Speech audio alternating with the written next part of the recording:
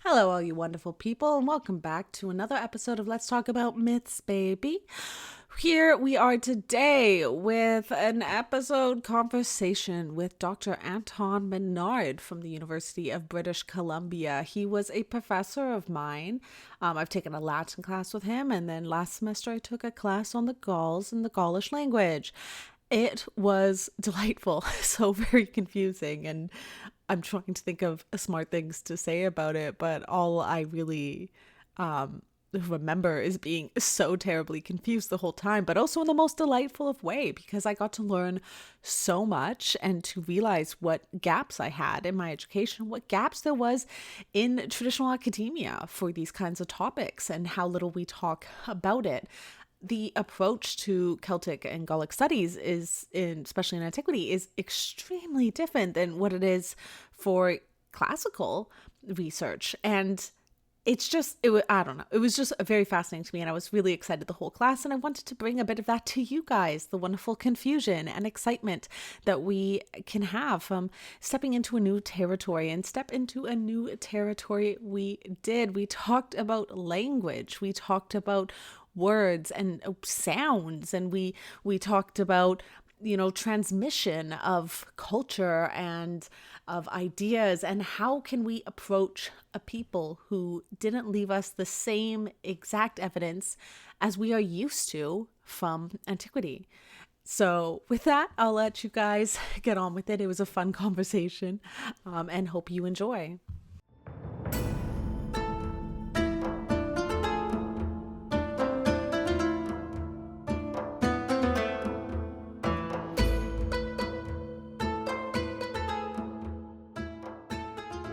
Conversations, the Real Gauls of Classical Times with Dr. Antone Minard.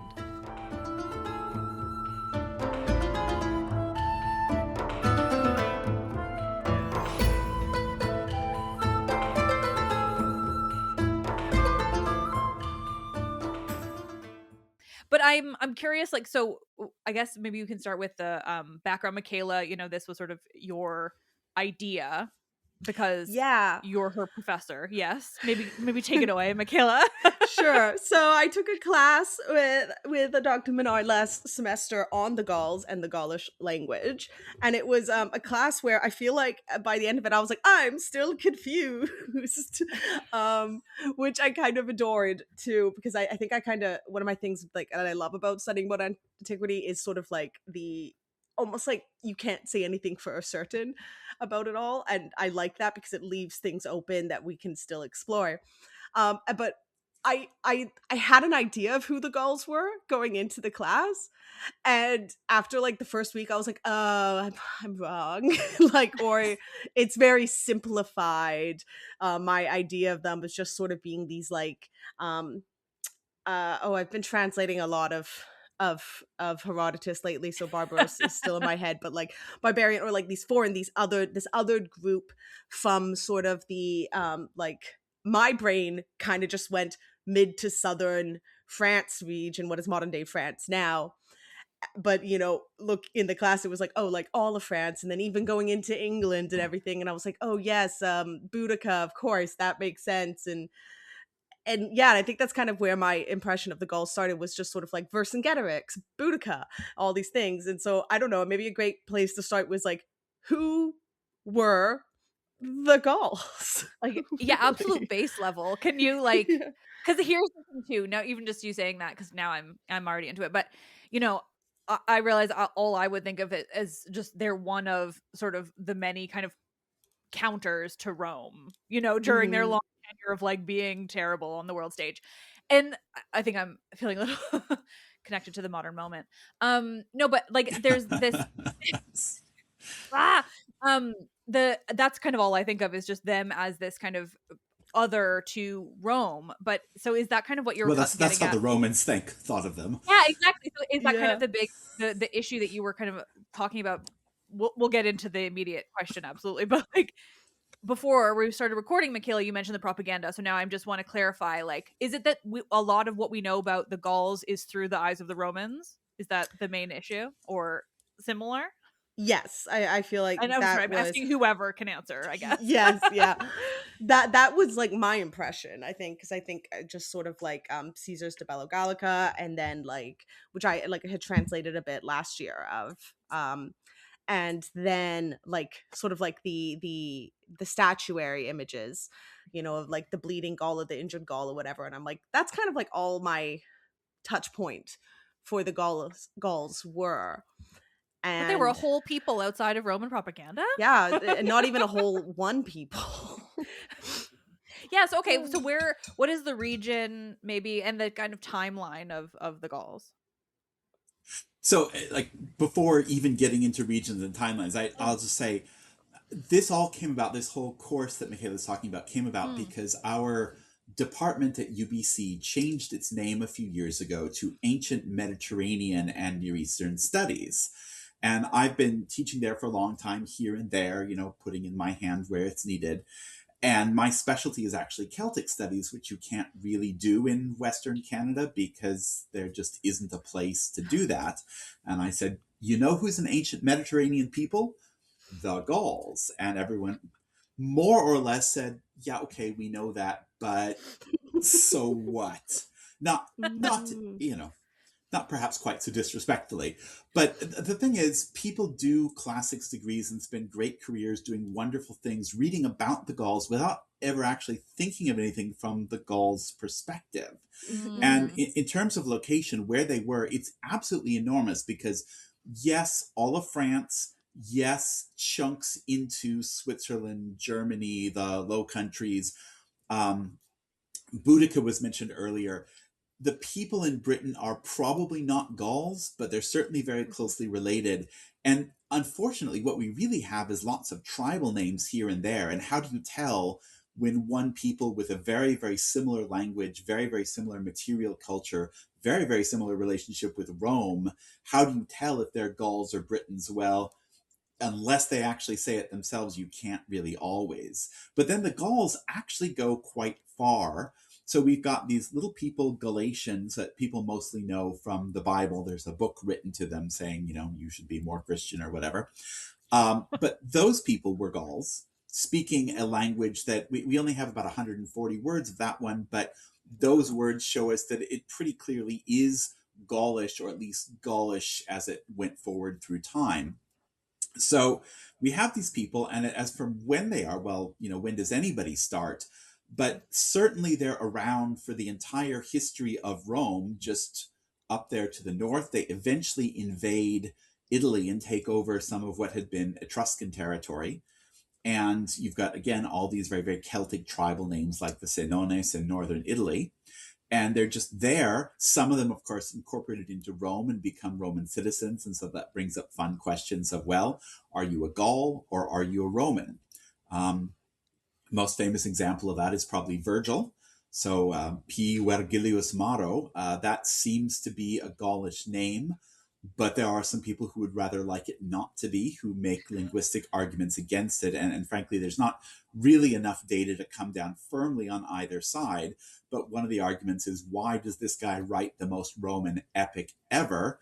And one of the hypotheses is, well, maybe he did that because he kind of had something to prove, because he perhaps wasn't as Roman in his heart of hearts as other Romans perhaps felt that he should have been.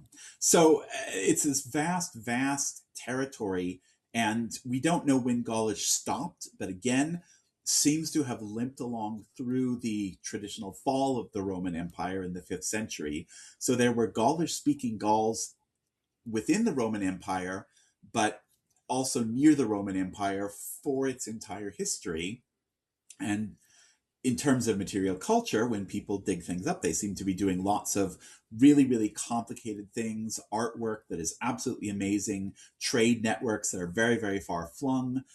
Some of the descriptions in Caesar talk about building these ships in their port. So a fairly complicated ancient civilization that just mostly gets talked about to us through Roman sources. And so then they do become just these other barbarians. That is so interesting and so like widespread. So And so the whole time period of Rome is really interesting to take in as well. But I guess want to put like a really fine point on it. So is the reason why we kind of think of them in that way just a matter of like not a lot of their writing survived for us, is whereas it's just material culture, and so we don't have the like texts? Or Yeah, so for the writing aspect, we have maybe 2 or 3 inscriptions that amount to about a paragraph each. Otherwise, it's isolated words. And for wow. isolated words, we have thousands and thousands and thousands, including a Right. lot of place names and a lot of words that were borrowed from Gaulish into Latin. So my favorite example of that is car, which comes from Latin carus, which comes from the Gaulish, was probably carros as some sort of wagon or cart. But there's a lot of really, really basic words that seem to have come from Gaulish. My other favorite example is broccoli, which has a very I'm just gonna say it. convoluted path. It's originally the kind of plant with the sort of sharp spears, which are sort of like a badger's teeth, and ultimately it comes back to brokos, which is the Gaulish word for badger. So there's lots of little bits here and there where Yeah. Gaulish affects us. But of those 2 or 3 paragraph length things we have, we can't actually read the whole things because we just don't know enough of the language. Not enough survive. We can make really, really good guesses as to a lot of words, but not quite enough. And there just isn't a text for us to read because, for whatever reason, when they wrote things down, they didn't do it in such a venue that it was going to come forward to us, because they didn't come forward as a political entity. So by the time people were copying and recopying things, they were copying Latin texts, but not Gaulish ones. So if there were Yeah. any, they're gone. Yeah. That's so interesting. And like one of those, I mean, there's so many things like this in the ancient world where you're like, it is both fascinating and like sad and heartbreaking, but also just like so damn interesting to think about the ways these things like do and do not survive. I'm just generally obsessed with like the why of things like that, especially for a people that were around for the entirety of the Romans. Like that's a fascinating thing to then imagine that so little of their, yeah, or like that they just didn't, we don't have anything that, yeah, that allows you to translate or what have you. Like it's just, I'm just Yeah, because emphasizing we it don't over and know over apparently. why did it go. We don't know because it seemed to have kept going for a long time under Rome and over not the Gauls but the Britons. That's a really interesting story there because we know when the Romans conquered Spain, when the Romans conquered Gaul, when the Romans conquered wherever, by and large, the indigenous language and culture eventually assimilated to Rome, but there were a couple of places where it didn't do that. One is Northern Africa. Berber survives to the modern day.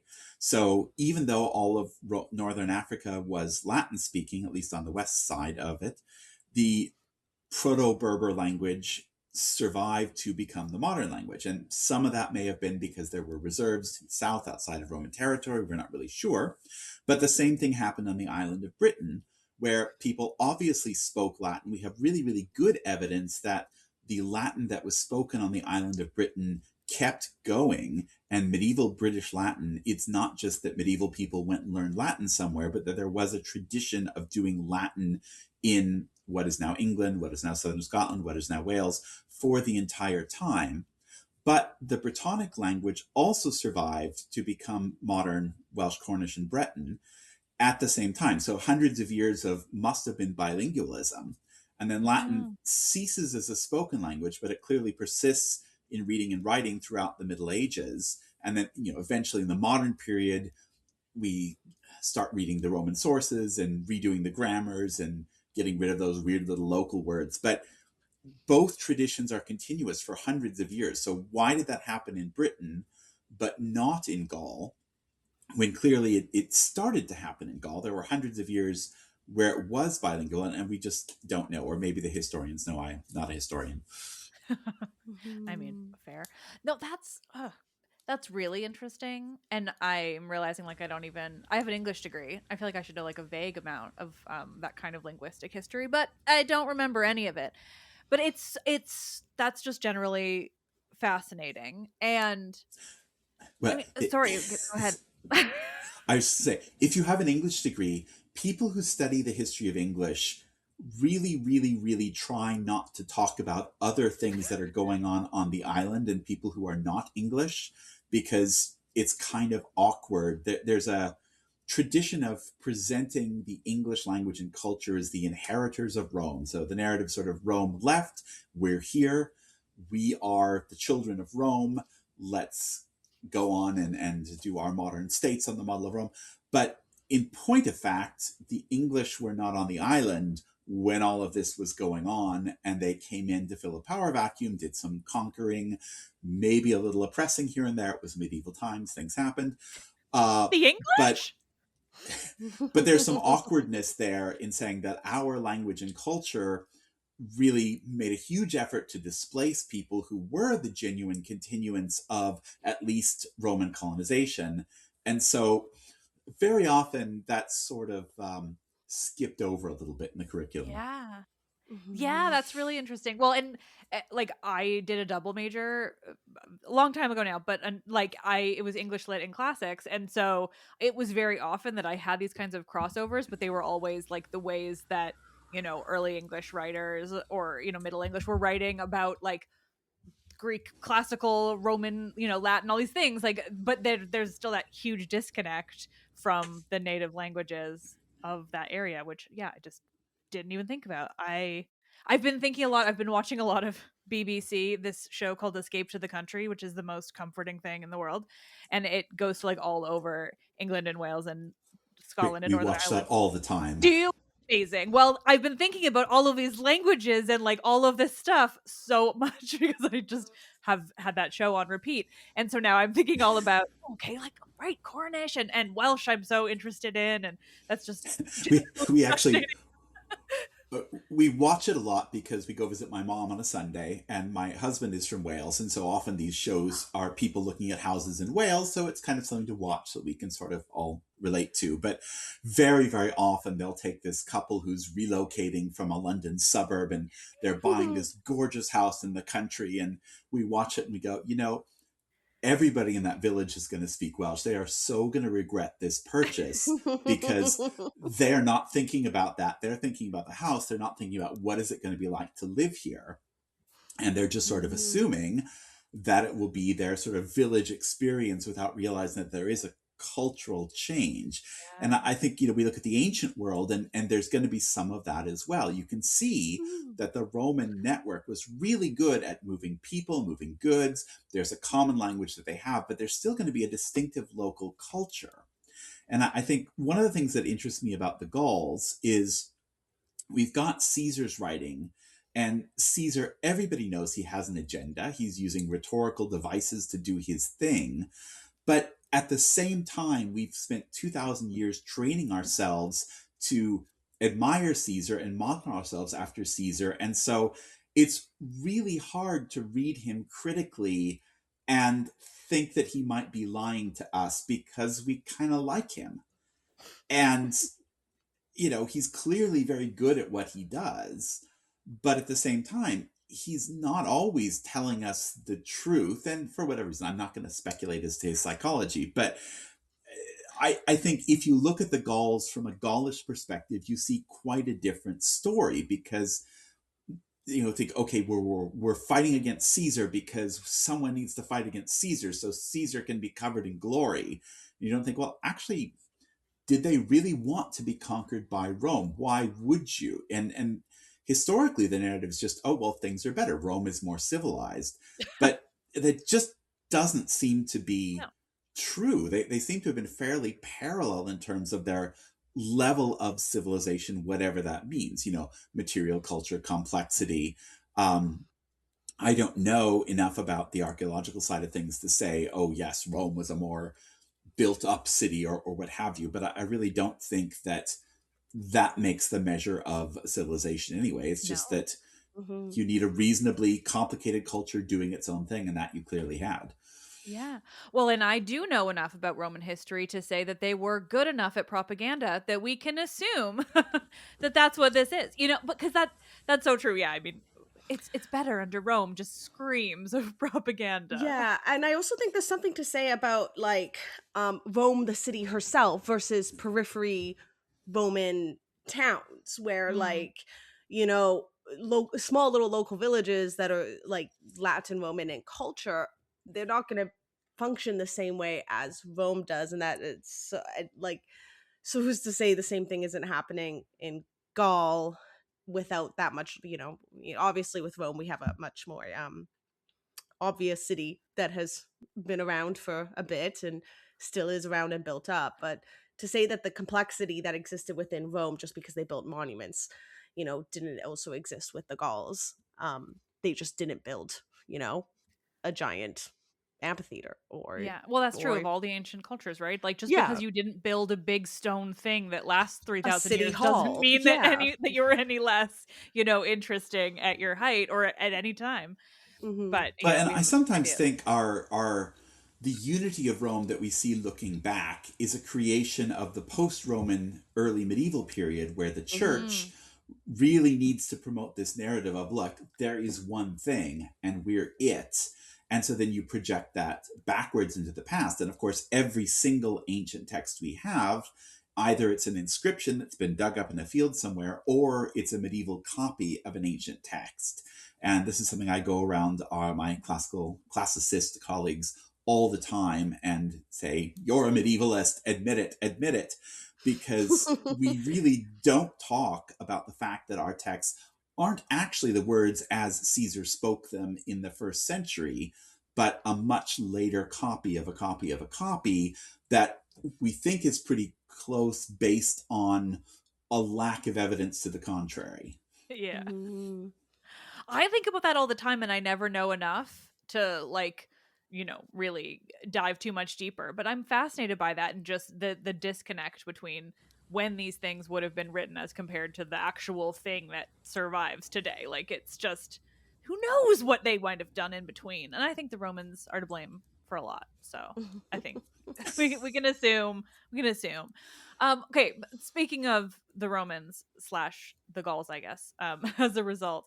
But so what do we know? Like you're coming at this linguistically, so I won't ask you about the material culture.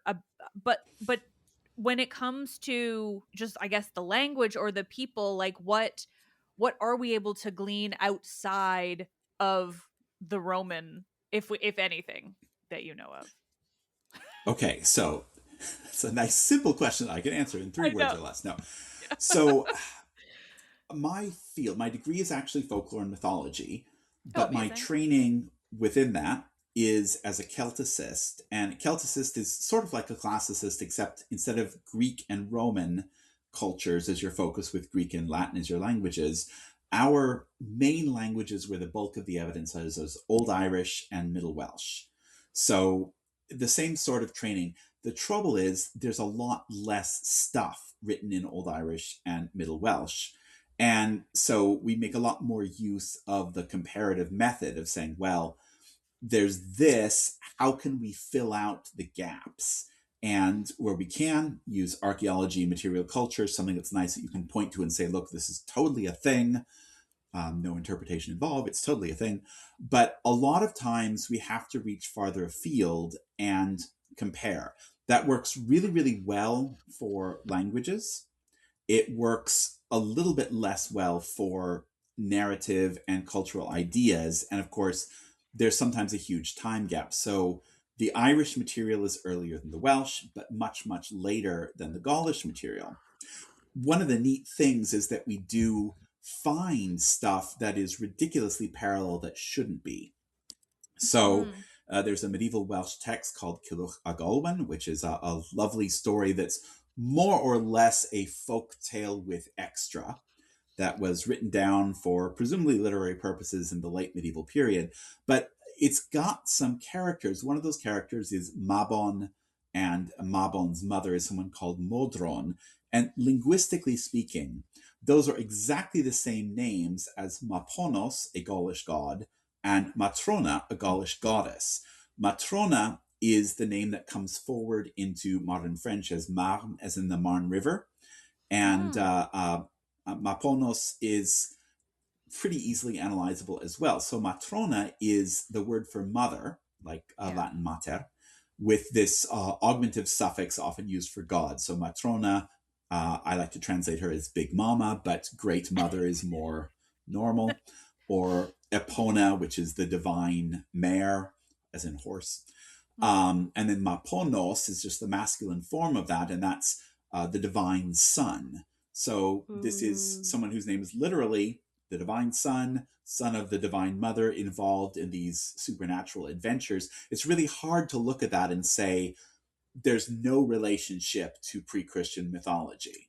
But then you have the problem of we are 1,000 years into Christianity at this point, so there's no way it has anything to do with pre-Christian mythology. And so that's where the problem is there's clearly something there, but it doesn't make any sense that there would be something there. So we're trying to figure it out by just taking all the evidence that we have, putting it together, and trying to make it make sense. So because the Gaulish evidence is among the earliest, any words we can find, any texts, there is one of those sort of longer texts we have, and I would say which one, but I can't remember, Chamalières maybe, or one of the other ones.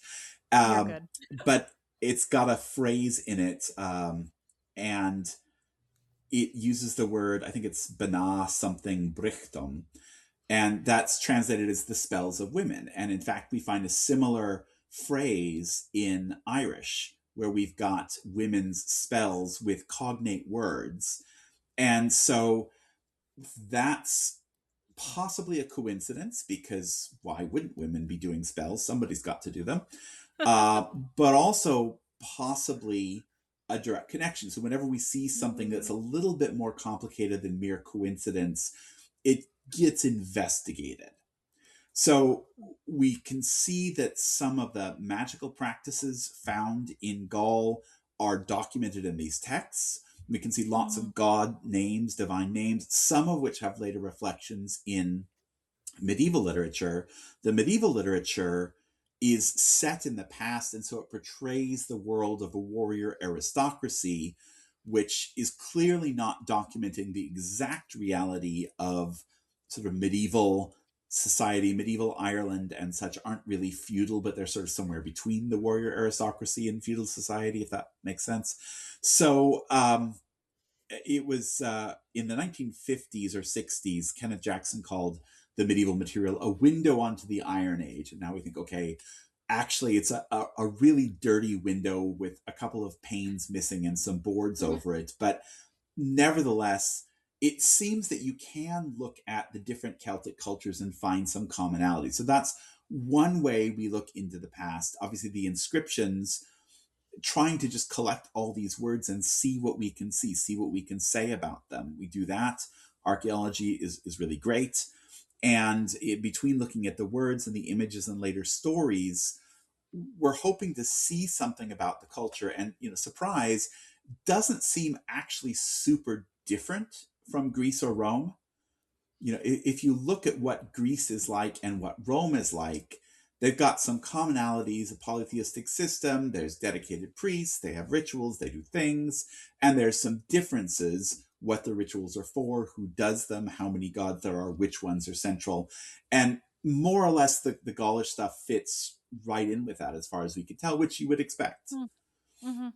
Well, I was going to say that, everything you just described sounds like, Homer as a window into the Bronze Age. Like it is and it isn't. Exactly. And I think that's the source of the idea. Yeah. And just to see it like repeated, in a different way elsewhere. It just reminds me of, all the ways that these ancient cultures are connected, or not necessarily connected, but like, share these similarities, particularly in things like folklore and mythology. And just, I love the idea of the way humans seem to all come up with the same story, no matter what, in different ways, but we all seem to make it. And I think also, and of course, there's a flip side to that, which is problematic. Sorry to talk over you, Michaela. Go for it.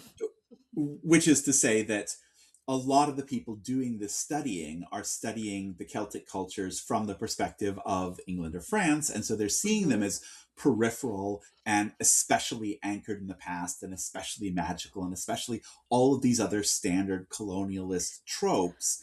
And so in some ways, the 20th century was looking at the Gauls, but continuing to other them. Like a lot of the early information is we're seeing them through a particular lens, which is influenced by the way we kind of want to see them as inherently peripheral peoples.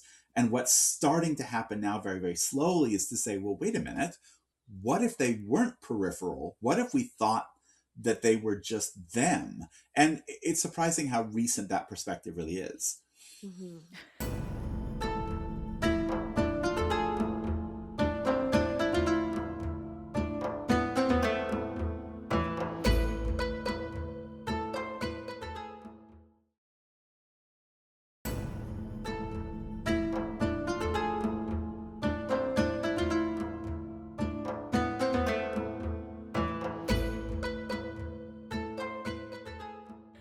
Yeah, that was basically what I was going to get at, and you said much more eloquently. It's sort of like if they're all at the same sort of same levels, doing the same things, looking quite the same, what makes Greece better? What makes Rome better or bigger? You know, is it just we have to give because it something. Is it just because we have more written information from them? Is it just because we have more obviously Roman or Greek artifacts? Is it just that? Because what really then is the difference between the Greeks and the Romans and the Gauls or the well, the Persians also have lots, so not them, but like, or the Thracians or any other of these quote unquote periphery peoples? What is the difference? Yeah. Yeah, well, I mean, I don't know. We're all people. Sometimes questions like that, like, What? just get at that part of my brain that's like, I don't understand. But that's I think that's potentially autism. We'll see. But either way, it's like this question of just Why? I mean, why they're not peripheral? They're only peripheral to the Romans, or I just think that question, that notion, is so inherently like nonsensical that I have trouble, even though I know that it is a thing. Yeah, well, That people it's can when we push. go to the ancient world, when we get on our little bus taking us to the ancient world, the first stop is Rome and the second stop is Athens.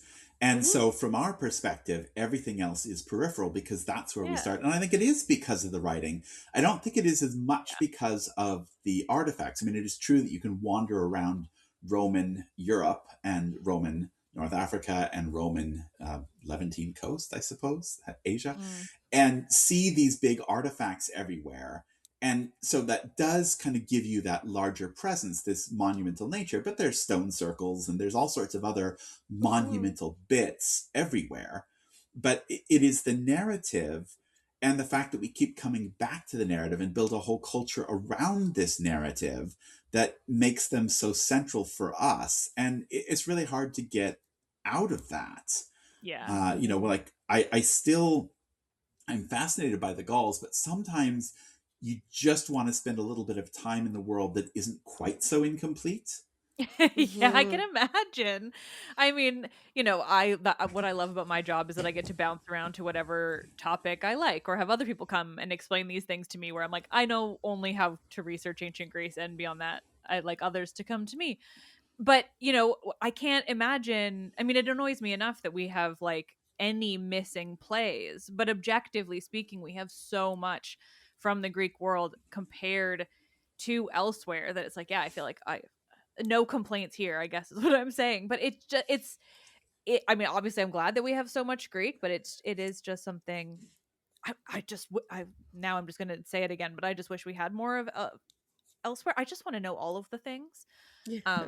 It's just not Yeah. I had And I would like to hear Michaela's. someone's voice. yeah. Yeah, or I was just gonna say, like, I think the literature, at least you hear somebody's voice, and like, there's something about that is extremely humanizing to us because it's something we can all do, and we all, talking of it all, the communication Yeah. of it all. So it's like when you have the literature, suddenly it's like, oh, like this is a person speaking from the past, and if it feels more, I guess Yeah. there's more of a humanizing aspect to it, but like the same is true elsewhere. It's just if we don't have that, there's like some sort of missing link, missing bridge. Yeah, it's just the nature of whether we have it or not. But you're so right about the way that, yeah, just literature broadly and reading generally, like, just very much connects you to like a different part, I think, of like that realization that they were, that people just like us or whatever. But Yeah. yeah, it's just It's like there's something different. like the pot is just a pot until you find a pot that actually has someone's like thumbprint in it, and then suddenly it's like, Yeah. oh, person, you know. Yeah. Mm-hmm. When we were looking in this class that Michaela took, I had them read a lot of articles about words. And So fun. I think the universal reaction was, oh my God, I cannot spend any more time thinking about the letter B in the ancient world. But I want to. People would write an article all about how to interpret the case ending on one little word. And, this is what it takes to put this information together.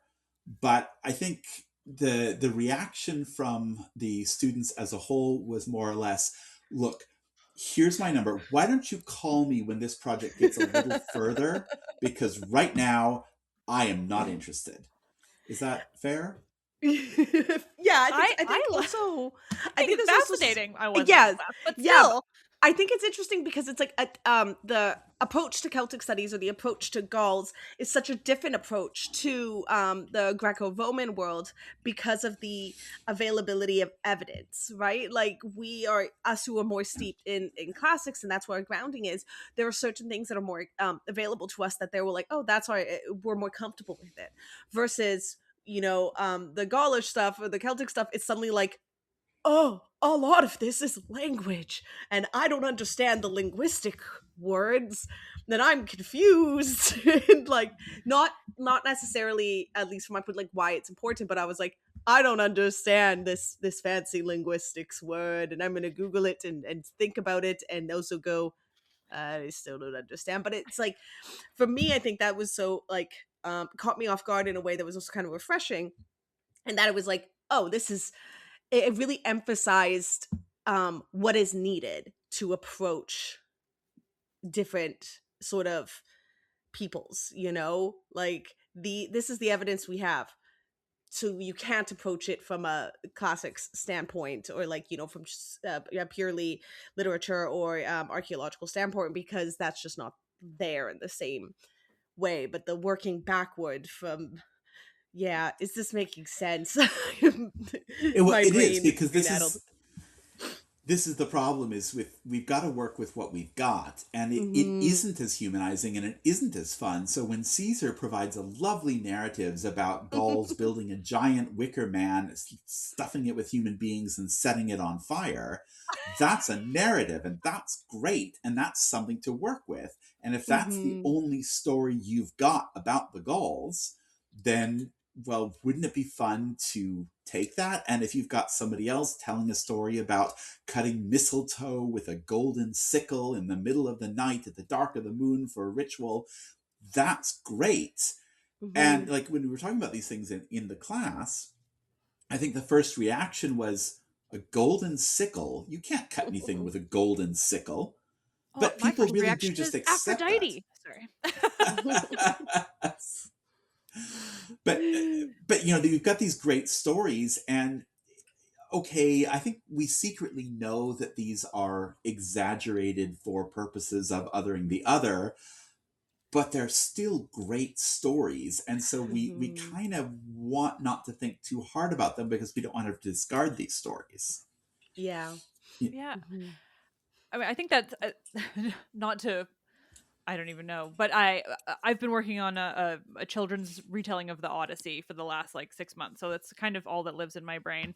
And it just makes me think of, there's like so many moments in the Odyssey that, like, if you really think about it, there are like some wild stories about othering non-Greeks around the Mediterranean, but simultaneously are these like incredible stories that you don't want to lose. And it's, yeah, I mean, the Odyssey is a little different because it's like entirely mythical versus Caesar being like, this happened in this exact place.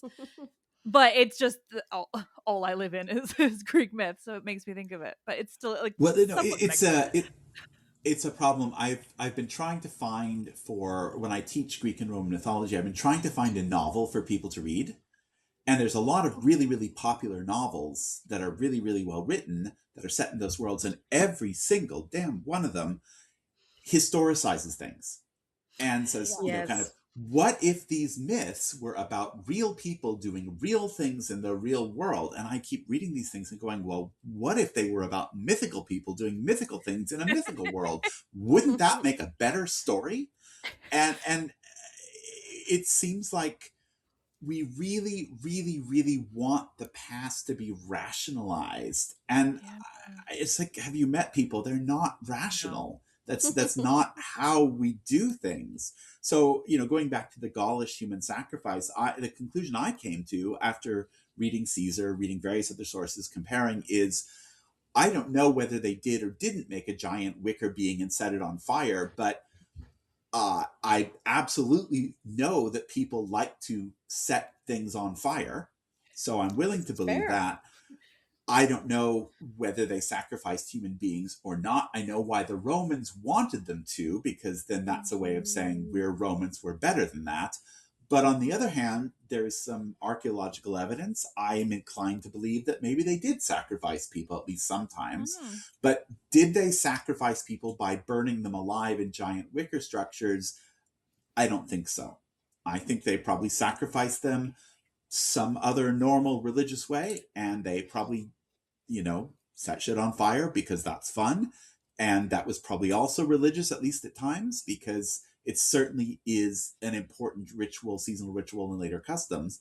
But if I were Caesar, I think I would also find it really tempting to take those two things and put them together to suit my single purpose, rather than provide an ethnography that nobody is really interested in reading anyway in ancient Rome. Yeah, I didn't know that came from Caesar. Like I know of it as like a vague concept of a story, but I'm just really glad to know about this wicker man filled with human sacrifices. It feels like a very Roman thing to write. Yeah, absolutely. I mean, he's got a few other places where people get burned alive. He seems to come back to that over and over again. And again, like I said, that's clearly about the Roman need to make sure that you know that they don't ever sacrifice human beings, though they may occasionally kill them in ritualesque ways for totally legal reasons in a religious context, but that's not the same. Um, Yeah. so okay, fine. I'm not going to argue with the Romans on that. You say it's not a human sacrifice. It's not a human sacrifice. Whatever. Yeah, Potatoes, everyone can potato. just go and think about the episode we did recently on the Vestal Virgins. It took me a Yep. second. I almost didn't get that term. The Vestal Virgins. Definitely not human sacrifice. No, burying women in pits Yeah, after they for the supposedly. gods, Michaela. Yeah, of course. I'm sorry, that's not sacrifice. For the gods. That's Yeah. just giving her a new holiday home. I don't know. um, Well, yeah. sorry. Yeah. No, you go ahead. Oh. I'm like, I'm not. Sorry, that was just a complete brain blip. We're gonna pull it back to me phrasing things correctly. I guess I don't really know. I don't know what quite to ask, but I would love to know more, is basically what I'm trying to get at. But I'm curious, like linguistically, I'm fascinated by this stuff. I I don't know what I'm asking, but now I think I just want, like, do you have fun linguistic things to share? Like, it just feels like there's got to be some Define really fun. nerdy, like really, I don't know. I like crazy nerdy stuff. So I just any like I th- as soon as I learn a new Greek word, my brain is like connecting it with all of these, connections between English and whatever other languages I may or may not have a tiny bit of knowledge in. So I'm really just, I guess, just nerdily keen. But is there connections between, can we see, I guess, the connectivity between these languages? Like, I don't, maybe I would need to ask a better question. Okay, so starting from the get go, so the Celtic languages, Gaulish is a Celtic language, and Mm, I'm sure you know this, but I'm going to say it anyway. So Celtic is the overarching thing. We tend to kind of have an over association of Celtic and Irish. Um, Celtic actually is got a couple of branches in it. So there's Continental Celtic, which is Gaulish, but also a few other languages like Celtiberian and Lepontic and fun things like that. And then there's Insular Celtic, which includes Irish and Friends and Welsh and Friends. So the Irish half is Goidelic, so that's Irish, Scottish Gaelic, and Manx. And then the Welsh half is Brythonic, which is Welsh, Cornish, and Breton. And if you take it back to the earliest bits of the insular stuff we have, which are the few words that Tacitus and Caesar and other people document, that's clearly still very close to what Gaulish is. But all of that Celtic branch, its closest relative is actually the Italic branch, so that Gaulish is closer to Latin than Greek would be, or Proto-Germanic, or Armenian, or anything else. So they're kind of close cousins in the Indo-European family. And I didn't know any of this, so thank you. it, No assuming in knowledge. some in some ways it's pretty easy to borrow a word from Gaulish into Latin because they're going to have such a similar structure. So the word druid, for example, we think we know what it means. We think it's a compound. We think the first element is dru, which is probably a word for just hard thing, cognate with Latin durus, as in, endure or durable. And that word is what comes, the cognate in Germanic comes to be door in English.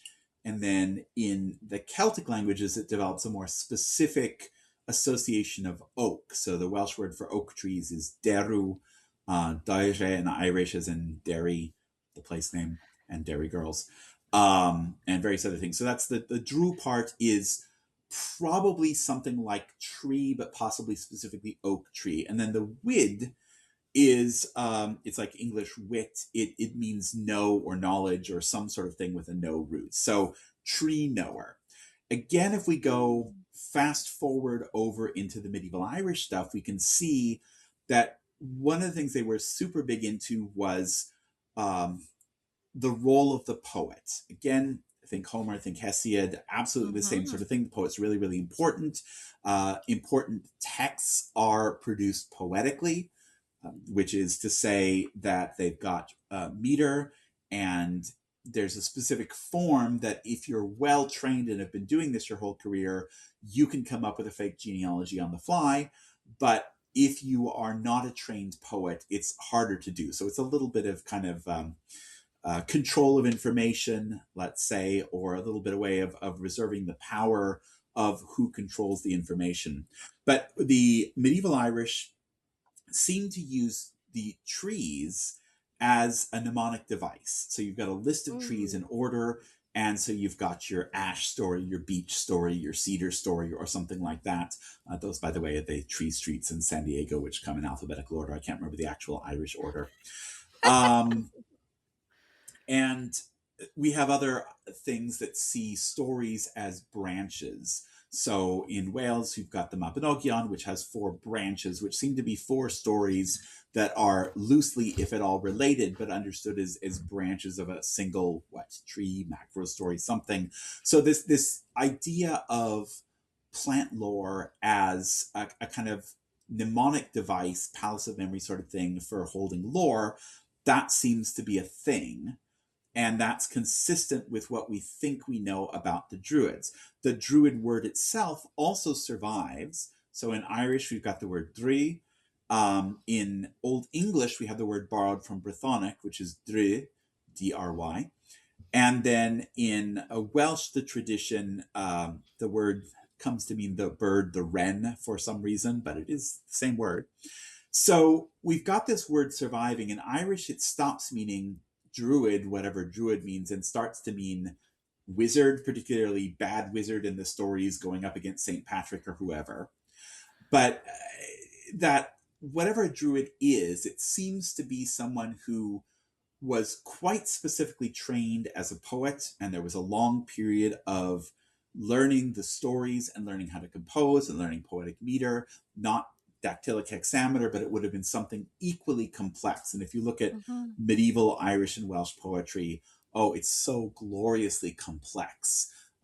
In Irish, just how you decide what rhymes with what else is just a giant mess. So basically, the B, D, and G sounds, if they're palatal, they each rhyme with each other, but palatal B does not rhyme with non-palatal B, only with palatal D. It's just, I have to look at the chart every single time. And so we can assume that Gaulish poetry was probably equally complex because you want something that only the poets can do. And we can also see that there seems to have been, based on what Caesar said, based on what we see elsewhere, and based on, frankly, common sense, that these poets also had an educational role and a priestly role and seemed to be the storehouse of information. So, what I would say is almost kind of a lawyerly role as well. And that is a little bit different from the Roman situation, where the courts and the poets seem to have separated sometime long ago, so they don't overlap. So to a Roman, that overlap is weird and perhaps primitive feeling, because it probably was like that, hundreds and hundreds of years ago in Rome, when you didn't have quite such an elaborate court system. We do see again a little bit in Caesar's Gallic War, some of the bits that we can believe. People have legalistic conflict with other people because humans. And I forget where I was going with any of that. I think that was language, but No, that was Well- great, because I just asked for nerdy linguistic things. So it's yeah, exactly but what you also sort of like the cultural information you can glean from that. I'm kind of thinking, so this is all right, sorry, illness. Okay, so just trust me, this is a little bit of roundabout, but so I just finished reading this series by Robin Hobb called the Farseer Trilogy. It's great. Ruined me. Loved it. And in it there are bards, and it's very, to me, based on like medieval European culture. And in it, one of the biggest cultural things is that bards, if they witness something, whatever it is, it's like that set in stone. So if you like tell a secret around a bard, somebody else could call on that bard and be like, did this person say this thing? And the bard would be like, yes, like that is, they're like the confirmers of things. And so there's this like huge importance to the role of a bard in their society. And I'm curious then, because you were just talking about sort of the bardic ways and sort of the poets ways, and is that something that exists in later Celtic culture and like Irish, Welsh culture, that sort of bards have that sort of like higher status culturally? And is that something that can then be sort of like pulled back from and possibly posited a little bit too, as sort of having some sort of like historical backing or historical precedent throughout there, you know? so it's interesting, because my first reaction to that is, how can you confuse a druid and a bard? Those are not at all the same thing. And so I was thinking about that while you were talking, because there is a distinction. Like a bard is a performer of poetry, and that is a thing, and that's a word that we can reconstruct, and we can assume that the Gaulish for that would be bardos, and that there would be such a thing. But that wouldn't be the same as a druid, because that would be more on the sort of literary and public performance side, and not the custodian of the serious poems that matter, that are a bit more central to a society. So, a druid is somebody who knows the poetry and can understand and interpret the poetry, whereas a bard is somebody who can produce the poetry. And again, even today in modern Welsh and Breton, bardas or barsas in Breton are the words for poetry. And so like a bard would be sort of more of a poet. In Irish, it takes a slightly different direction. But there's different poets roles. There's, in Irish tradition, there's the bard character. There's also the Philid, who's more of a seer, vaticinatory poetry. And that we have described in Latin as vates. So we can see these roles for different people with different kind of, shall we say, word-based supernatural or important texts that are around, and we can assume that that was the case for the Gauls, but the details, of course, are just lost. Because even looking at like ancient Greek culture, we have like the mantises, the seers, the whatever, and then we even have like the Pythia or female prophetesses that like, and supposedly the Pythia herself is speaking. She's gibbering, and then the mantises or her attendants or whatever are interpreting it into hexameter. And it's like, so like there was like a oh, I do know words, I promise. There's a confirmation that comes from words. Does that make sense? Like Yeah, and I do think that the Greek concreteness. system is a lot more parallel to what we think the Gaulish system would have been like than the Roman necessarily. Yeah. Oof. And again, Yeah. probably only part of that is simply because a lot of the Greek data we have is earlier than a lot of the data we have for Rome. Yeah. Yeah, Wow. that's what I was thinking. Even just, you're describing of a druid versus this bard. It makes me feel like this is not the same. I recognize, but like it almost feels like Homer compared to every other poet, just in the way that I think that they are seen now is like Homer is like a bigger than like just any other poet. But it's interesting to know. Yeah, well, it'd be like again, the poets who knew Homer Mm-hmm. and kind of made a point of knowing Homer would be the druid sort, and the poets who could perform Homer for your kid's birthday party would be more the bard sort. right? Yeah, Mm-hmm. and both have value. Yeah. There's like a confirmation or a legality to one. There's like one has more weight in it. If there's more like truth to it, or um like veritability. You can verify what thank or you. no. Yeah, No, so but you no, can like, veritable is what you mean. But yeah, yeah. but like there's like that like confirmation in it that's stronger. And it's interesting that it comes words, because when you're also talking about the linguistics behind druid and like the etymology behind it, and you were talking about the oak tree. And now my graph of the myths is not the best. It could be better. But wasn't like Odin/Woden like hung from an oak tree? Was that something like, what's with the oak tree of it all? Is the oak Well, tree I think important? the thing about the oak tree, it's also Jupiter's tree, right? Zeus's tree. Zeus, yeah, Dodona. Be- I should know this. because Yeah. it's, as European trees go, it Uh-huh. has very hard wood, it grows very big, and it tends to survive lightning strikes. So, would be Zeus's tree. Yeah, so there's some things about the oak. And also, mistletoe doesn't grow in very many trees, but it does grow in oak trees. Interesting. That's so fun. So there's some things about it that are special that people who live with these things day in, day out would know and perceive and ascribe significance to. Yeah. We also love plant myths here, so I'm just enjoying the connectivity there. Can I ask you like this is like something that has been like just bothering me in the back of my head, and I don't know if maybe you can answer it.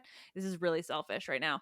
Can you tell me anything about the way the letter B, like as in beta, and then as compared to V, like as in very, this is bad. What is the, how, what I'm talking about, how B like became V / vice versa? Because it's true in kind of Irish also, right? Am I wrong in that? Okay. Can you explain this to me? Yeah. So what happens is B is a voiced, unvoiced, no, I've got to get this straight. P is an unvoiced stopped, B is a voice stop. So you use your vocal cords to make it. So the only difference between sounds P and B is whether you have your vocal cords going. V is also a vocal sound that's articulated in more or less the same place. So basically, whenever you make a consonant sound, you're doing a whole bunch of different things. And if you change any one of them, you get a different letter. But if you want to change, let's say, B to a Q, you have to change 3 or 4 things. But B to V is more or less only one change. Technically, there's a sound, there's V and there's V. which are probably sound the same to you, but one has both of your lips and one doesn't. So the bilabial one is sometimes written linguistically with a beta, and the other one is more of a v. So basically, if a sound change is going to happen to a B, there's only a few directions it can go. One of those is over to P, one of them is over to V. And so that's what happened with Greek, is all of those sounds, like the original aspirated consonants p and t, become f and th, as it just sort of shifts a little tiny bit. And then the ancient Greek b, d, g have exactly the same sound change that happens to them in certain circumstances. In Irish, where they go to v, the, r. That's just fascinating. Oh, because like, sorry, this is plays like well on radio. I have thought about this like a lot. I know. I don't know how much. I mean, I'm usually confident in my listeners wanting all the nerdy stuff, but sometimes I go real deep. This is something I've been thinking about like probably way too often. Because Latin stayed a B, like we have a B sound, but then in Greek it'll be like a V sound. Lesbians. When you say Yes, Latin exactly. stayed a B, I'm going to disagree with you there, because look at Spanish. Great. Right. Okay. I don't know. So Spanish. it stayed a B for a while. Yeah. But if I say, vato, that's that kind of in between B and V sound. And so like I remember talking to a friend of mine who was talking about the word vesica, and couldn't remember if it was spelled with a B or a V. And I'm like, well, it's spelled with a V. And they're like, how did you know that? You don't really speak Spanish. I'm like, yes, because it's the Latin word for bladder is vesica. So I know that one is never a B because it was started out as a V. You don't know that because you speak Spanish but don't do Latin. So it's a secret party trick, but no special knowledge, just what direction you come from. See, and meanwhile, I just try to talk about it with having no knowledge of like the why or the how. So I'm just always like, well, but in Greek now it's a V, but don't ask me why. I just know that it is, and so but then I've learned enough about pronouncing just like Irish names that I was like, oh my god, Irish has done the same thing. I need to. So thank you, I guess. Is all I spend a lot of time just quizzing myself on Irish names, just so if it ever happens, I can be like, your name's Aoife. I know what your name is. Aoife's an easy one. Yes. Yeah. Okay. It's slightly more complicated because that BH is how it's often spelled. In modern Irish anyway. You can also spell it with a little dot over the top, and you can also just be medieval Irish and not spell it any differently at all and hope your reader knows. But sometimes it goes to W instead. So you've got Siobhan, but you could have Siobhan, and it just depends a little bit on dialect sometimes. And then it also depends in a lot of languages, including Irish, whether it's what Irish people call slender between I and E, or broad, whether it's between those kind of back vowels, A, O, U. So all sorts of fun things affect it. But I think in Greek, it just goes to V regardless. Yeah, I think there's no, they make a B sound in modern Greek by putting an M and a P together, which I also love. Yeah, because banana's like fun pronouncing spelling. it. Yeah, well, yeah. It makes me think of pronouncing it as if I have a cold, and then it works. Anyway. Yeah.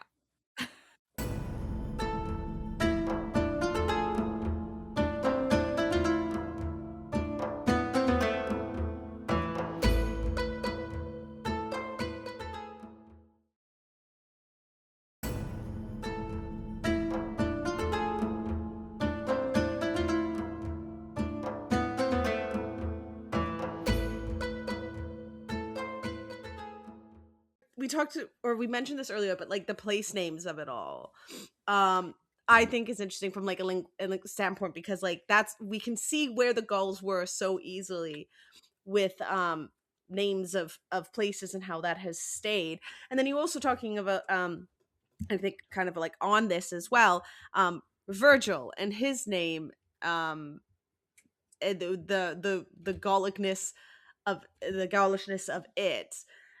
So I just thought that maybe we could talk a little bit about place names, because that's kind of fun as well. It's because my favorite is always like Paris, because I didn't know, like I knew in my heart that Paris the city etymologically cannot be same as Paris, the wussy prince of Troy, you know. But I didn't know why Yeah, the because it would be two names. perfectly reasonable to expect that at some point in the Yes, medieval period, the Parisians went, you know what, we're actually Trojans like everybody else. But it turns yes. out it's a Gaulish tribal name, the Parisi, a tribe that was also up in Yorkshire in Britain, which is Hmm. one of our questions of like, were they Gauls, were they not? Well, they had the same name as a Gaulish tribe, possibly. But yeah, there's so many place names that are Gaulish etymologically, and we often know exactly what they mean. And it's just fascinating to me that we have so much of our geography and we go, oh, that's just a word. So, like Milan in Italy is Mediolanum. Medio means exactly what you expect it would mean if you were a Latin speaker, in the middle of. And Yeah. lanum, one of the Celtic things is they basically forgot to say P. So lanum is planum, as in plain. So Mediolanum is the city in the middle of the plain. Like it couldn't be more obvious, and it's just clear Gaulish. So any Gaul wandering around Mediolanum would have known exactly why this was called what it was called. But then it becomes Milan or Milano, and it's like, I don't know, it's just a word. And so, like every major city in what was one time Gaul. So for Vienna, we know, I think it was Windobona, which is like the fair settlement or the white city or something like that. I don't Hmm. quote me on that because I might be wrong on the details. Lyon in France was Lugudunum, the fortress of the goddess Logos. Again, who is a god who survives into medieval Irish literature as Lugh, and in medieval Welsh literature as Lle. So Huh. we've got not only a Gaulish god, but we find that he's got at least literary reflexes in the medieval Celtic world as well. And it was attested in Celtiberian, so quite an important god that was, you know, acknowledged, shall we say, over thousands of square kilometers of Western Europe, and it just kind of gets forgotten. So Yeah. like, there's so many place names. And one of the things that came up when we were doing this class, it's on my mind because we did it recently, is people kept going, well, what, like, okay, you've told me that this place name is Gaulish and what it means, so what? Like, why should I care about that? What now? And it's like, well, one of the things is what Michaela said, is you can kind of map where these are and get a pretty good of approximation of where the goals were. But also we see the Romans using these names. They're not renaming places most of the time. Sometimes they do. Sometimes they'll Hmm. say, you know what, I like the name it's got, but Augusta would be better. Which they do with Lyon and which they do with London. In neither case does it stick, but in a few other places it did. And we get so many other places like Noeomagos, New Plain, shows up all over Europe, and you think it's like, oh, Neapolis, new town. It's not very creative, but enduring. And I Yeah. say a lot of these survive now. So Carmarthen in Wales is Caer, which is from Latin castrum, fortress. But the Hmm. Marden part is from Mori Dunum, which means sea fortress. So it's Fort Seafort. And that incidentally is where we get the name of Merlin, as in King Arthur's wizard guy, from, is a place name. So, like there's a lot. These words survive for thousands and thousands of years and they outlast the culture, which I think is really Hmm. fascinating. And a Yeah. lot of the place names are tribal names as well. So, like the Pictones, the painted people or attractive people or something, becomes Poitou in France, which is just kind of like a little region. Huh. And, you know, Armorica, which is an old fashioned name for Brittany, that's Aremorica. So, the territory that is facing the sea or on the sea. So, it's a really boring name, but it persists and endures long after the people themselves are gone. And I just find it fascinating, particularly with how incurious we are as to so many of our own proper names and words. Hmm. So, like most people I know, unless their last name is Brown or something, I'm like, oh, I don't know what it means. I kind of know where it's from, but not really. And it's like, but it's your name. How could you not know? But people don't, and they don't really Yeah. seem to care much. I never thought about my last name. And You know, now I'm annoyed that I haven't. I think I have, because your last name is my papa's first name. Yeah. Um, but I don't remember, which is not helpful, I and don't I'm know. sorry. Yeah. Albert's it's just such a name. But like Yeah. I'm very from a very young age I held it in tight in my heart that my first name legally is Alexandra, which is pretty Greek. And then also my middle name is Oliva, which just means olive in a bunch of languages. So I Oliver. feel very proud of those ones. But that's I'm very interested in words. Like Mm-hmm. to an annoying degree. Michaela and I joke about this all the time because I know less Greek than her by a lot, but But you know the words. I am way better at figuring out a random word just based on like varied context clues because I just have a brain for it. Mm-hmm. But I mean, this is something like I'm constantly like looking them up when I find them, and I'm actually going to the UK next month. And so now I might be like even nerdier. But Mm-hmm. I mean, I absolutely love this stuff. It just I need like a reason to look it up. But Mm-hmm. it's so interesting. Like that's such an enormous swath of land, I guess, is the thing I Mm-hmm. can't get over. Like, it's just so much bigger than Greece. It's such a fascinating thing to think about the ways that the history we have held on to and why and all of that, because that's like such a huge amount of Europe for them to have taken up. And we have all these place names, but we just don't have, writing. And it's fascinating. Mm-hmm. Well, and when we do have writing, because Caesar says, of course, the Gauls didn't write anything down, and now we say, well, I've got a few hundred inscriptions that say otherwise. Yeah. Um, but it may be that they tended not to write down, let's say, poetry. Mm. We don't know. Maybe they did, maybe they didn't, or maybe they just did where Caesar never saw it. But the earliest Gaulish inscriptions we have are written in the Greek alphabet because Really? that seems to be where they got the concept of writing from. And that's not shocking. Like Etruscans started writing in the Greek alphabet too. Right. But you think, okay, well, we know Greeks had that colony in Massilia, which is basically Gaul. Right. So there First, was a yeah. Greek Gaulish interface from fairly early on. And then after a while, they stop using the Gaulish alphabet to write, to stop using the Greek alphabet to write Gaulish, and they start using the Latin alphabet to write Gaulish. Again, presumably because that's just what they're in contact with. And they do customize it a little bit. There's a letter called the Tau Gallicum, or the Gaulish T, which is something like st or ts or st or something like that. And they apparently they didn't feel like any of the Greek or Gaulish, or sorry, too many languages here. Any of the Greek or Latin letters would actually do the job. So they just kind of do a D with a crossbar or something and say, you know what, close enough. So it's not just a mindless borrowing, but a deliberate borrowing and then a Yeah. reborrowing. And they have the system and they use it. And then again, it just, when they stop having a language to write, they stop writing it. So, okay, fair enough.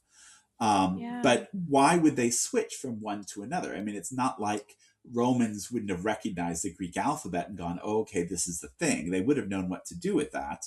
So there must have been some impetus for that change, and that change must involve a relationship with Rome, but it's earlier than the Caesar's conquest. So that Mm. doesn't seem to have been it. It just seems to be that these were two spheres that were influencing each other because of proximity anyway, Mm-hmm. which can also be a motive for Caesar to conquer. Like, well, the neighbors are people whose, land I know, and I might as well just take this over because it's right here. It's much easier than going overseas.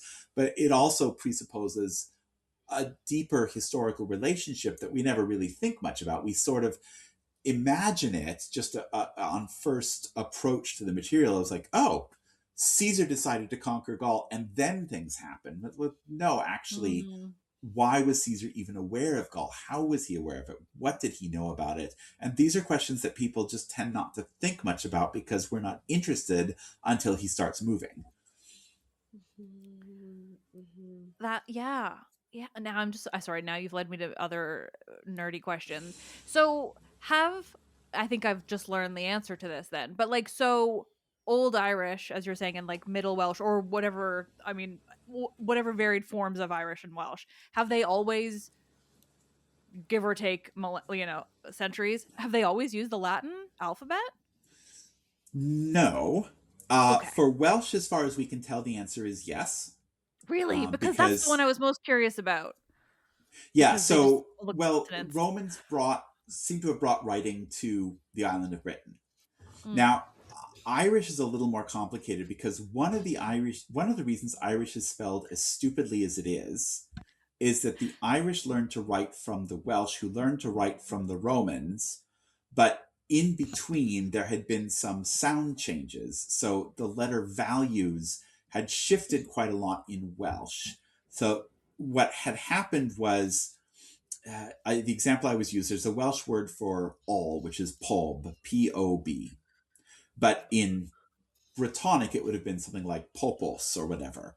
So that second P changed in sound, but they'd already been writing it by that point. So by the time you get early medieval Welsh, if you want to write pob, you write it P-O-P, and the P just makes a different sound whether it's at the beginning or the end.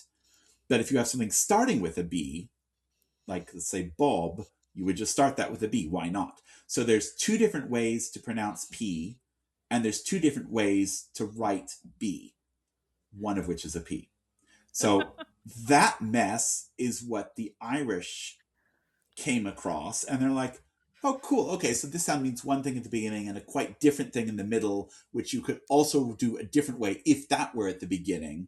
And that's their default normal. So that's where they're starting from in Irish. And then more sound changes happen. So it's all quite sensible and organic if you don't think about it too hard.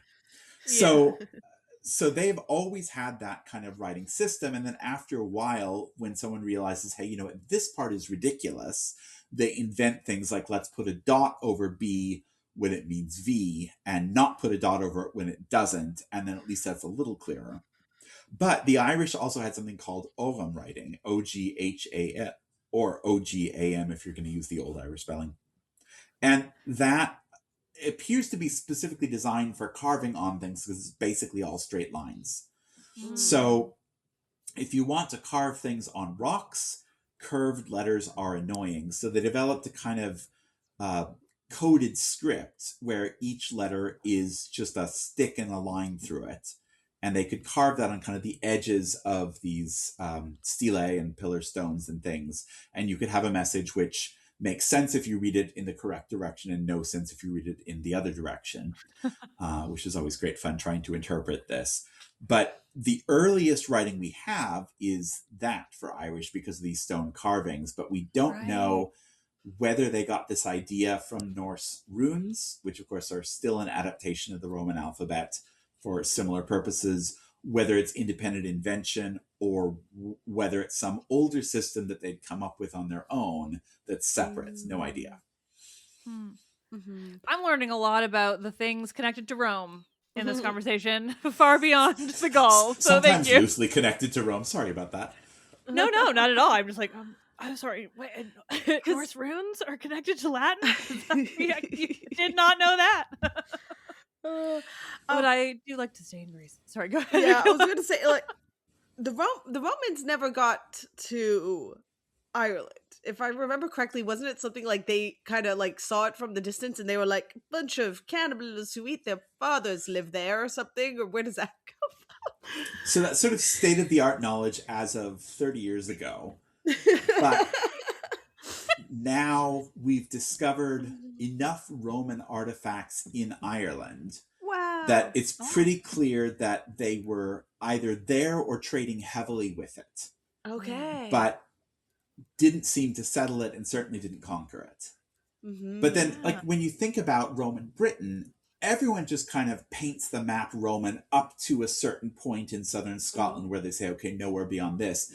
But what I don't think is always queried is when you say Rome conquered, what did you mean? Because does that mean that you actually had some sort of nominal notional control over every single remote village? Or does it mean that you controlled major trade networks through the place? Like, what does it actually mean to have Roman Britain or Roman Gaul? Because again, thinking about people and how people are,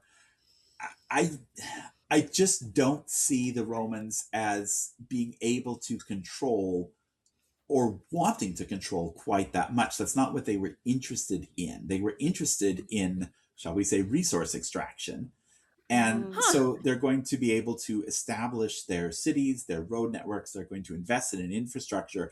And that gives them a certain status that people are going to be inclined towards, because who doesn't like roads and toilets and things? So when people say they conquered, I think we're sort of thinking about it again on this colonial model of you come in, you establish a government, and then you're taking over. But Mm-hmm. I think it's sort of a combination of that and if you build it, they will come. And Mm-hmm. then to me, that makes me think, well, this process can't have been as instantaneous as the maps make it seem. So, Mm-hmm. what did it look like as people were learning to live with Romans on their island, learning to live with Romans in the neighborhood? And how does their own identity shift to meet that? Because, I always go back to, straight up modern identity. So, I'm half Canadian, half American. My mother is Canadian, my father's American. And so I never know what I am. Am I Canadian? Am I American? Am I both? Am I neither? What? So I didn't grow up in Canada, so I didn't watch the same television programs that Canadian kids grew up watching. So that's a big element of Canadianness that I'm missing. But on Mm-hmm. the other hand, um, growing up as the child of a Canadian in America, there were a lot of just cultural things where they didn't fit there, but they do here. So betwixt and between, and that's everybody to a degree. And you think, well, okay, that's the modern world. Why do we assume ancient people were any different? There's no such thing as a pure Gaul or a pure Roman. So when I'm thinking about Gauls, as soon as we see them, they're interacting with perhaps the Greeks in Massilia or someplace close by, perhaps the Romans somewhere in Italy. Certainly, we can see evidence of far flung trade networks. So, to what degree is Gaulish culture Roman influenced, Romanized, and how does that change over time? And again, there's no great answers to these questions, but it comes down to the same question we have about every culture. What does it mean to be Gaulish and what does it mean to be Roman? And again, bringing up the contemporary politics example, sorry to go there, but Canadian and Americanness, um, what it means to be American has dramatically changed since I lived there. And so the Mm-hmm. kind of American that I am half is a world that no longer exists. The past is a foreign country and all of that. And a lot of what American values seem to be at the moment are things that I don't recognize. Meanwhile, I have lived in Canada for quite a while. So things that have been happening here, these are changes that I'm familiar with and on board with. And that would have been the same in the ancient world, right? When Rome comes in, when Caesar invades Gaul and establishes something, from that point on, people are Roman to a degree, whether they're a Roman citizen or not, and they're Gaulish to a degree, and that's going to change, and what they mean are going to change. And these are really complicated questions that I think people are now asking about the ancient world, but for a long time, they really just had quite a simple model and Mm-hmm. didn't ask the complexities, which are very hard to say. So, like now, you go to France, and one of the things you see that's different about French culture versus North America is the way they relate to food, the way they relate to work, the way they relate to leisure. Oh. And, Mm-hmm. I feel like the way Romans relate to work is in large part through status and who Mm-hmm. are you able to control to actually get to do the work that is unpleasant that you don't want to do. Mm-hmm. Did the Gauls have the same sort of thing? They probably had enslaved people. There's no reason to think that they didn't. But did they see them the same way? Mm-hmm. Was it a distinct, legally separate category? Was it something, where did these people come from? Were they conquered from neighboring tribes, in which case they would have been culturally similar? And these are just questions that I really want to know the answers to and can't get the answers to, but I want them anyway. I find this very relatable. Very relatable. Yeah, I think that for the longest time there has been this idea, I think, that the people of the ancient world are like cardboard cutouts of people, Mm-hmm. that they're not like they weren't fully formed in the same way that we are. And I think like those are the questions, right? Like these questions about just regular things, like these very mundane questions. That's also, I would love to know the answers to all of it, because that's so much more interesting to me than like what did Caesar say he did or didn't do. Like that's interesting too, but like, you know, we had this idea for so long that the texts that survive are somehow like the only way to see the ancient world, and then you just finally step back and think like, oh my god, but all of the stuff that didn't survive, like we Mhm. can think about that too, or at least like conceptually imagine. And you know, I all to say, yes, I would also like to know everything about ancient peoples that we don't know. So one of the things I've been trying to struggle with in my own work at the moment is this idea of cultural change versus cultural continuity and tradition. Mhm. Because all cultures change all the time. It's a thing. But at the same time, my somewhat unscientific experience suggests that values are expressed very, very redundantly in a culture. There's a lot of different ways that what's important to you comes out. So any single thing that goes, there's still a lot of redundancy in the system to keep that value moving forward. And even big things can change, but they change more slowly. And you know, the larger and more well-established a culture is, the more likely you have these things to go forward. So when I read about the ancient Romans and I look at contemporary Italians, let's say, I feel like there's an awful lot of differences, but there are some things, notably the way people relate to other humans in their community, that seem really, really similar. It seems like this idea of this constant awareness of relationship status and the constant maintenance of that is recognizable in ancient Rome and modern Italy. I feel, I could be wrong there. And so I then wonder, what if we were to look at contemporary France, contemporary Switzerland, contemporary Belgium, and see what those cultures have in common, and see what those big values are, and see if any of them are Gaulish? Because we know there was a long period of Romanization. And we also know that the Germanic tribes, the Franks and others, came in and made their contributions. So again, there's no purity to be had or sought. And you know, why would there be? But there might nevertheless be something that we can still see that would point us towards what some of the ancient values might have been, if it's something that's enduring enough that we can see it in medieval France and we can see it in modern France. We might be able to say, hey, this probably didn't arise from nowhere. That might have been there in ancient Gaul as well, particularly if we can't assign another origin to it. And nobody is doing this work because it's so big and vague and annoying and require data sets that nobody has. But I still think it's an interesting concept. Yeah, well, it sounds like there's so much possibility there, like just on based on what little you've been able to tell me today. Like, I mean, I said that, I mean that in a way that whatever I've been able to get out of you, because I don't feel like my brain is working correctly. I just realized I phrased that poorly. In any case, yeah, I it's fascinating. I hope more people work on that, because it's Yeah. generally, yeah, seems really. I'm so excited to know of these groups that like existed beyond the Romans and learning more about them. I just feel like there's so many directions we could be inquiring. Like, you know, cows. Cows are clearly important everywhere. In the modern world, we have lots of different breeds and rare breeds and traditional breeds, and some of those are purely geographical. You know, this works better where it's cold, this works better where it's not. But I also feel like a lot of the other choices we make, and I want a cow that will produce really creamy cheese or what have you, that you know, that matters and that comes from someplace. And again, it's too agricultural and perhaps low status for your traditional academic to pay much attention to. But at the same time, the ancient world was not nearly as divorced from farm life as the Yep. 19th century academic world. And so, Mhm. like I say, like all I can do when we're talking about the Gauls is come up with questions and try to think about something in a slightly different way, because the texts we have kind of been mined out. Yeah.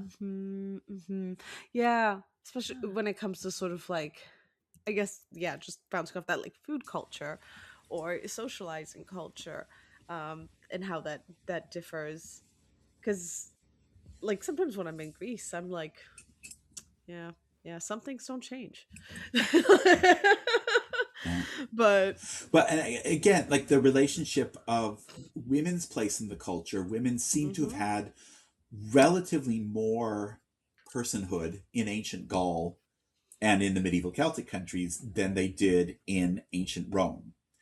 And, Good for Gaul. you know, oh, well, until a few years ago, I think the modern world would have said, what? Women's rights can't be rolled back. That's not a thing. We always move forward. But I suspect that that is one of the things that happened in the Roman conquest of Gaul is that women's rights were rolled back. And again, Mm. what might that have looked like? What can we see in the texts and in the descriptions? And, what would we even look for?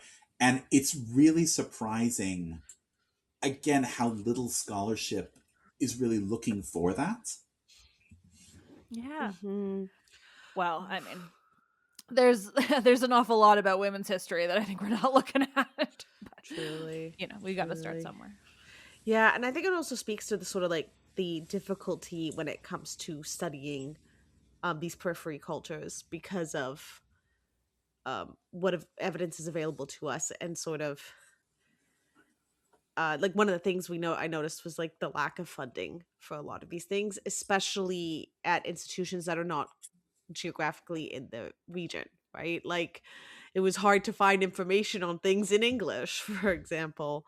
Um, and Yes, it, well, let me tell you my sob story of being a Celticist trying to find a job.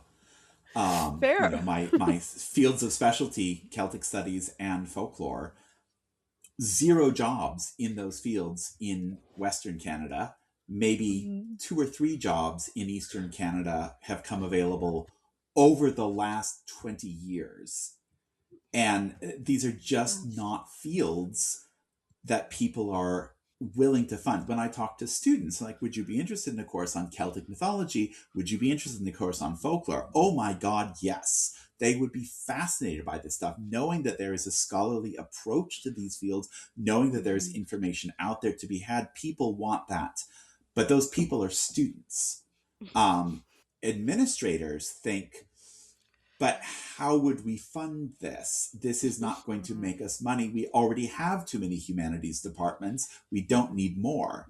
So, like what kind of world would we live in if people studied the humanities? So it's very, very difficult for people with this training and expertise to have fun. So the people who came up with me studying Celtic studies, one of them is teaching in general education courses in the university and tutoring students in like elementary school years. One of them is teaching in a private high school in New York. One of them is teaching in a private high school in Hawaii. Several of them have just fallen off the radar altogether. People get years and years of training and they don't go out and get jobs because those jobs don't Aren't available. exist. And Yeah. a lot of the ones that did exist have gone away since we decided to stop funding universities in the 1990s. Mm-hmm. Ugh. So Ugh. like the job I have is because Latin was among the skills I have the marketable one, but Yeah. all Mm-hmm. the specific disciplinary expertise and training is, yeah, no. Yeah. Oh. It's And a just lot of people much smarter than me have been wasted. yeah. Mm. Oh. Ouch. Normally That's. I feel like I have some positivity to throw in at the end of things like that, but it's if anyone's noticed, it's been a week. It's only Tuesday. uh. Um so I think I mean I think I'm really glad that you mentioned that at the end there because I think that's so important with the Mm-hmm. humanities and I just um And not to be a downer, but yeah. just to say, like, No. there is value to this stuff, and I think there really is value Exactly. at Yeah. looking at these things where we barely know anything, but Mm-hmm. it can bring something slightly different to the table. And there isn't room to do everything. There's never room to do everything, but I do think we could maybe be expanding things a little bit more. Mm-hmm. and having some venues to talk about this. We have podcasts, Yeah. but what else? Yeah, no, that's the thing. Like, yeah, and I mean, it is, it is important, and it is absolutely valuable to be studying this stuff. And one day, when the AI overlords realize that it's not making them money and nobody actually wants it, then maybe slowly the money will trickle back down to those of us studying humanity and hoping to keep it going. Hopefully that'll trickle back down to us. And that's my positive way of wrapping things up. But thank you so much. I've learned so much. I am really nerdy about word stuff, and you've indulged me in a lot of it. So thank you. And also, just like, oh my god, I'm obsessed with the idea that there was this much to the Gauls that I had no idea. So thank you. Mm-hmm. Oh, thank you for having me on for the conversation, and yeah. Thank you. It's been a delight, even if kicking my microphone out. Also, I don't know if it was clear at all throughout, so I apologize. But if I ever looked distracted, it was because I had two cats trying to fight / play with each other on either side of a door. I was trying to navigate that for a couple brief moments while we were chatting. They're delights. Thank you all. Thank you so much again for chatting with us. It's been incredibly fun, and I promise my brain still works. Thank you. I make no similar promises. Good.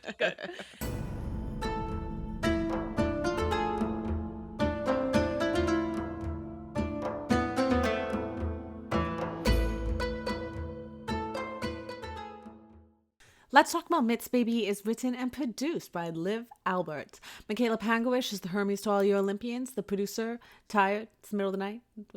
We'll keep going. Select music by Luke Chaos. Thank you, Mr. Chaos. The podcast is part of the Memory Collective Podcast Network, a collection of creators that all strive to bring you accurate and reliable information on the ancient world. These include the wonderful friends at Movies We Dig, the partial historians, Sweet Bitter, and so much more. Get ad-free episodes and others by subscription to the Oracle Edition on Patreon at patreon.com/mythsbaby or via the link in the episode's description. Are you a scholar or academic or an expert in something from antiquity, from Greece to Rome to Egypt or anywhere in the Near East? We would love to have you on the show as a conversation guest. Go to mythsbaby.com/contact and fill out our podcast guest form. We want to hear from you, so please reach out. See you all later. Bye.